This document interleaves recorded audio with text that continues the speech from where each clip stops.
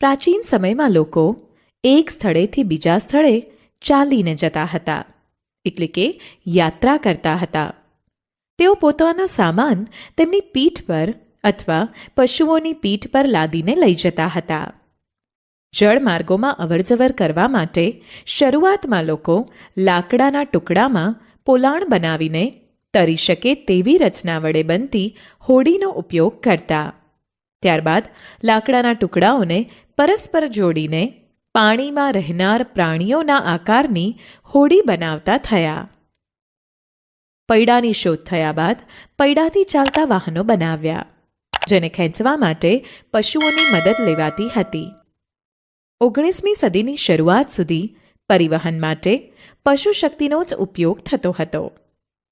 વરાળ યંત્રની શોધ બાદ તેનાથી ચાલતી ગાડીઓ અને માલગાડીના ડબ્બાઓ માટે રેલવેના પાટાઓનું નિર્માણ કરવામાં આવ્યું. ત્યારબાદ સ્વચાલિત વાહનો ઓટોમોબાઈલ આવતા જમીન પર પરિવહનમાં ઇલેક્ટ્રિક રેલગાડી, મોનોરેલ, એક જ પાટા પર ચાલતી ટ્રેન, ટ્રક જેવા સાધનોનો વિકાસ થયો. પાણી પર પરિવહન કરતા આગબોટ અને જહાજોનો વિકાસ થયો. હવામાં પરિવહન માટે 19મી સદીમાં વાયુયાનનો ઉપયોગ થતો. ત્યારબાદ વિમાન અને સુપરસોનિક વિમાનો બન્યા અને 20મી સદીમાં અંતરિક્ષયાન પણ નિર્માણ પામ્યા. ઉદાહરણ: ધારો કે શાળામાં તમારા વર્ગખંડની જે પાટલી પર તમે બેસો છો તેની લંબાઈ માપવા માટે 1. તમે તમારા ગિલ્લી દંડાનો ઉપયોગ કરીને પાટલીની લંબાઈ માપી શકો છો. તે કેટલા દંડ તેમજ કેટલી ગિલ્લીની લંબાઈ જેટલી થાય છે તે જાણી શકાય. પરંતુ જો તમે ગિલ્લી દંડાની બીજી કોઈ જોડ વડે તે જ પાટલીની લંબાઈ માપો તો તે અવશ્ય જુદી જ આવશે. 2. એક નાની દોરીનો પાટલીની લંબાઈથી સહેજ મોટો ટુકડો લઈને પાટલી પર ગોઠવીને તેની કિનારી પર 2 નિશાન બનાવો. હવે આ દોરીના ટુકડાને વાળીને તેના 1/2 ભાગ, 1/4 ભાગ અને 1/8 ભાગ બનાવીને નિશાની કરીને પાટલીની લંબાઈ 1/8 ભાગના એકમમાં માપી શકો. અહીં દોરીનો 1/8 ભાગ એ પાટલીની લંબાઈ માપવા માટેના તમારા સાધનનો એકમ થયો ગણાય. પરંતુ દોરીની સ્થિતિસ્થાપકતાને લીધે તેમજ દોરીની જાડાઈ બદલાવાથી માપની ચોકસાઈ રહેતી નથી. 3. પાટલીની લંબાઈને વધુ ચોકસાઈપૂર્વક માપવા માટે તમારા કંપાસની ફૂટપટ્ટી યોગ્ય સાધન છે. તેના વડે માપેલી લંબાઈ પ્રમાણિત ગણી શકાય, ખરું ને? વ્યવહારમાં ઘણા બધા કિસ્સામાં લંબાઈ માપનની જરૂર પડે છે, જેમ કે શર્ટ બનાવવા માટે કાપડની લંબાઈ, લાકડાનું કબાટ તેમજ દરવાજા બનાવવા માટે જરૂરી લાકડાની લંબાઈ, ખેતરનું ક્ષેત્રફળ જાણવા માટે ખેતરની લંબાઈ તેમજ પહોળાઈ, જેથી પાક માટે જરૂરી બીજ તેમજ પાણીની ગણતરી કરી શકાય. સાવરણીની લંબાઈ, દિલ્હીથી લખનૌનું અંતર, પૃથ્વીથી ચંદ્ર કે સૂર્યનું અંતર, જમ્મુથી કન્યાકુમારીનું અંતર વગેરે. પ્રવૃત્તિ 1. તમે તથા તમારા 2-3 મિત્રોની મદદથી તમારા વર્ગખંડની લંબાઈ તથા પહોળાઈ તમારા પગલાંના એકમમાં માપીને તેને કોષ્ટકમાં લખો. એક પગલાંથી નાના માપને દોરી વડે માપીને તેને પગલાંના એકમમાં જ દર્શાવો. શું બધા મિત્રો દ્વારા મળતી તમારા વર્ગખંડની લંબાઈ તથા પહોળાઈ સમાન છે? નથી ને? કારણ કે દરેક વ્યક્તિના પગલાંની લંબાઈ એકસરખી હોતી નથી. તમારા વર્ગના ટેબલની લંબાઈ તમે તથા તમારા 2-3 મિત્રો હાથની વેંત વડે માપીને તેના અવલોકનો કોષ્ટકમાં નોંધો. શું બધાની વેંત દ્વારા માપવામાં આવેલી ટેબલની લંબાઈ સરખી છે? તમે જુઓ કે દરેકના પરિણામ ભિન્ન ભિન્ન છે. કારણ કે તમારી વેંતની લંબાઈ અને તમારા મિત્રની વેંતની લંબાઈ અલગ અલગ હોઈ શકે છે.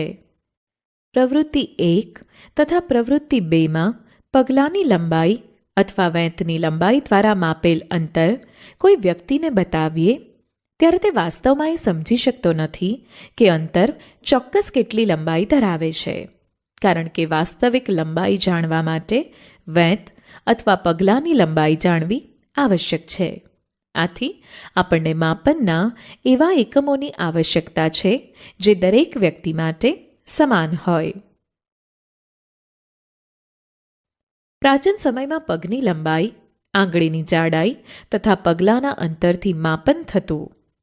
આ બધા માપનના એકમોનો વાસ્તવમાં ઉપયોગ થતો હતો.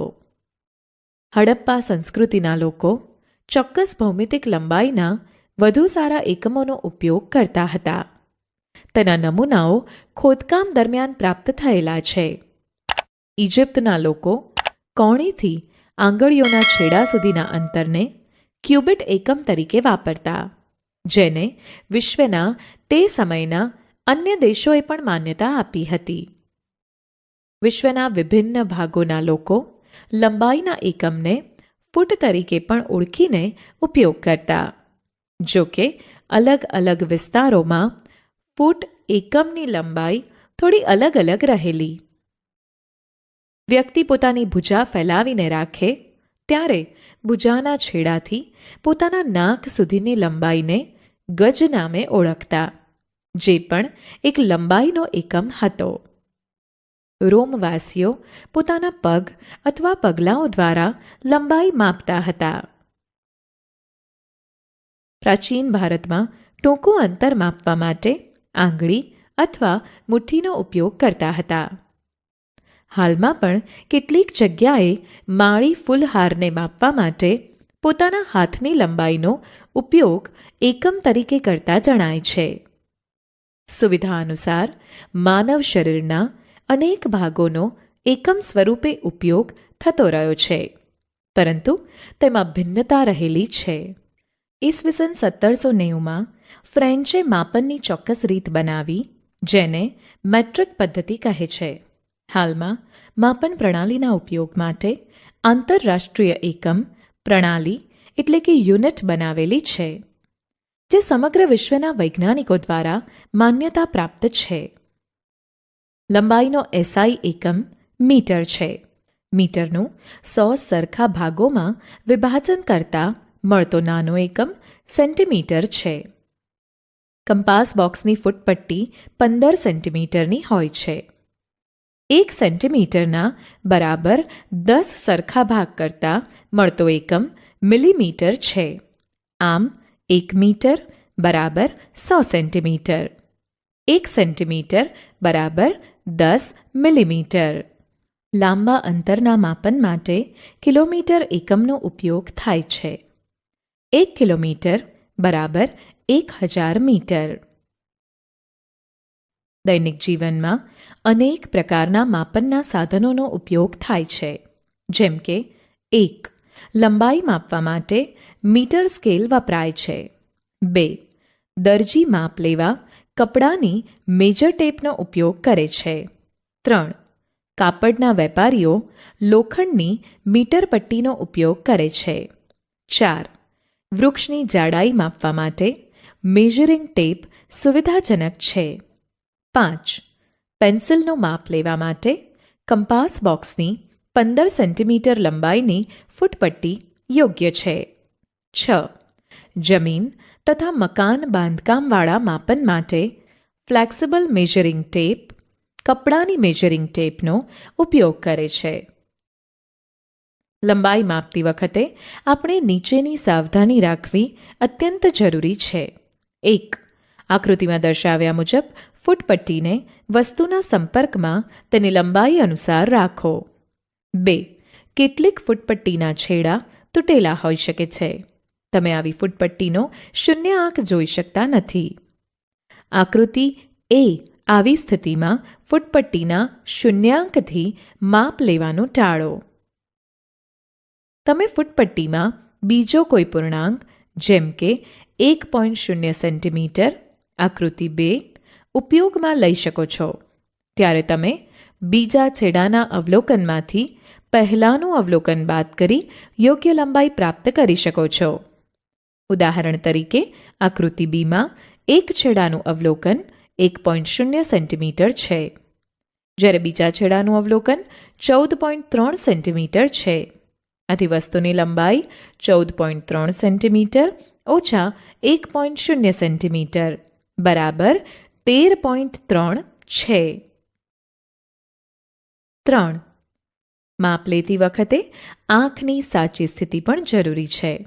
આકૃતિમાં દર્શાવ્યા મુજબ તમારી આંખ જે બિંદુનું માપ લેવાનું છે તેની બરાબર સામે હોવી જોઈએ. સ્થિતિ બી આંખની સાચી રીત એટલે કે સ્થાન છે. ધ્યાન રાખો, બી પરથી જોવાથી અવલોકન 7.5 સેન્ટીમીટર છે, જ્યારે એ અને સી પરથી જોતા અવલોકન અલગ હોઈ શકે છે. જમીન પર એક સફેદ કાગળની મોટી શીટ પાથરો. તેના પર ખાંડના કેટલાક દાણા નાખો. કીડીઓ આ ખાંડના દાણા તરફ આકર્ષિત થશે. થોડી વારમાં કાગળ પર ઘણી બધી કીડીઓ ફરવા લાગશે. કોઈ એક કીડી કાગળ પરથી પસાર થાય તે વખતે તેનું બદલાતું સ્થાન પેન્સિલના ટપકા વડે અંકિત કરતા જાઓ. થોડા સમય પછી કાગળની શીટને હલાવીને ખાંડના દાણા અને કીડીઓને દૂર કરો. પેન્સિલના ટપકાઓને તીરના નિશાન વડે જોડતા કીડીની કાગળ પરથી મુસાફરી તથા તેની દિશા મળે છે, જે કેટલીક સેકન્ડના અંતરાલમાં થતી કીડીની ગતિ દર્શાવે છે. ગતિ એ કોઈ વસ્તુની સ્થિતિમાં સમયની સાથે થતા કોઈ પ્રકારના ફેરફાર જેવી હોય છે.